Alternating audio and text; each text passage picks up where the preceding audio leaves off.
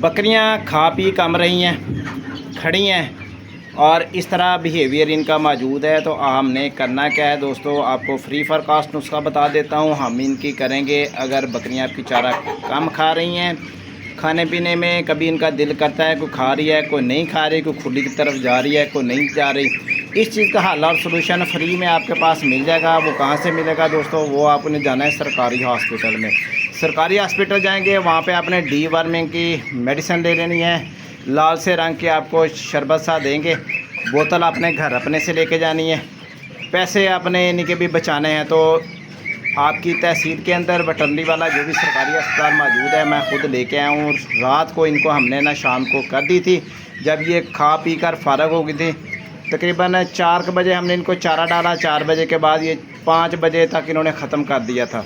जिसने खाया खाया, जिसने नहीं खाया वो नीचे गिरा पड़ा है, आपके सामने मैं दिखा रहा हूँ। सुबह खुद ही साफ़ की है, जब ये हट गई खाने से तो हमने इनको डीवर्मिंग किया। डीवर्मिंग कितनी की है दोस्तों, ये बकरियाँ हैं। बड़ी बकरी को हमने दिया है 20 ml जो एंड में खड़ी हुई है, और जो ये दरमियाने साइज़ की हैं इनको दिया है 10-10 ml।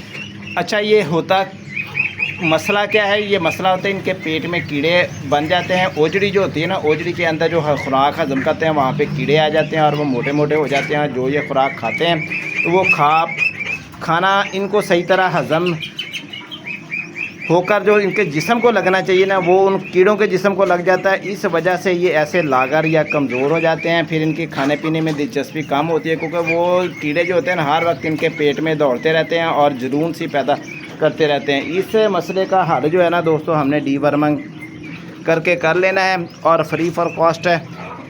बकरा है ये बकरा हमने पहली बार जब डीवर्मिंग की थी ना, आज से 15 दिन पहले जब लेके आए थे, उससे तो ये काफ़ी कमज़ोर था। अभी ये खाना पीना स्टार्ट हो गया है और माशाल्लाह ये एक्टिव भी हो गया है। ये वाली बकरी हमें लाए हुए अभी 4 से 5 दिन हुए हैं। इसकी भी डीवर्मिंग करनी है, इस बकरे की भी डीवर्मिंग करनी है, और इस बकरी को देखने माशाल्लाह ये भी एक्टिव हो गई है। वो वाली बकरी है वो ढीली है थोड़ी सी। तो गर्मियों के दिन है, गर्मियों के दिनों में हम क्या करेंगे, इनको जो पानी रखते हैं ना दोस्तों, उसमें ORS भी डालकर रखा करेंगे। ORS इनको ताकत देगा, साथ में पानी की कमी नहीं होने देगा, कमज़ोरी नहीं होने देगा। ये सुस्त नहीं पड़ेंगे, ढीले नहीं पड़ेंगे, एक्टिव रहेंगे माशाल्लाह। अगर मेरी वीडियो पसंद आए तो आपने वीडियो को लाइक कर लेना है। Channel M Asif chicks farming को आपने सब्सक्राइब कर लेना है। तो हम अभी ये चिक्स फार्मिंग के साथ साथ हम ये हमारा चिक्स वाला सेशन मौजूद है, इसी के साथ ही जुड़ा हुआ है।